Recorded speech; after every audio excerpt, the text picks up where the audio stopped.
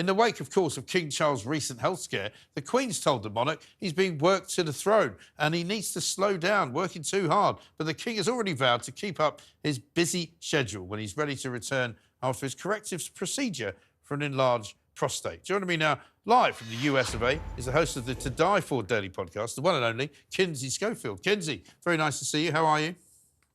You're sticking to the States, I see. Well, absolutely right. You know, because it's all happening in lots of other parts of the world at the moment. Rishi Sunak's facing another bid to be ousted, but that's just an everyday occurrence here at the state of the Downing Street problem at the moment. But let's talk a little bit about the King, because the King's going in for some surgery a little bit later on this week, and apparently he's a workaholic, and they want him to slow down, but he doesn't want to.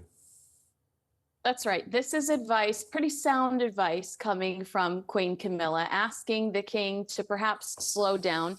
We heard reports immediately when the king let us know that he was going in to have this surgery, that he was going to continue to receive those beautiful red boxes. He was going to, from his recovery bed, that he planned to continue to work as much as he could throughout his recuperation.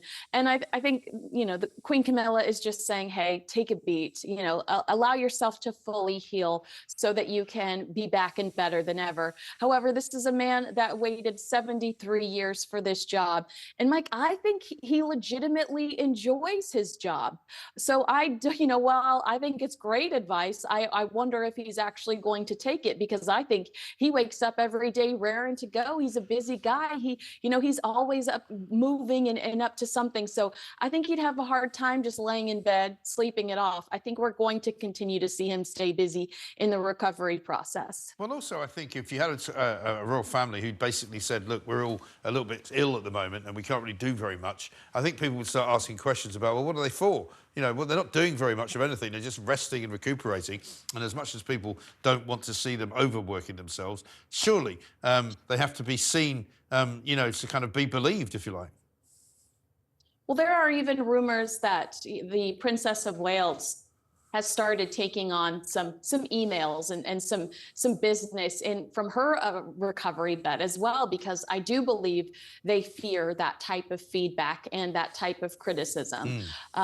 But I would say I do hope that they both rest and recover, because we enjoy seeing them out and about. And the Queen, I read in Robert Hardman's new book that when the Queen was mentoring King Charles about becoming the future monarch, she talked about how being visible was so important and being trustworthy. Yes. And I think we're seeing that here. The king wants to be visible. The king wants to make sure everyone knows that he's still on top of things, especially when politically it might feel like there's a bit of chaos in the air.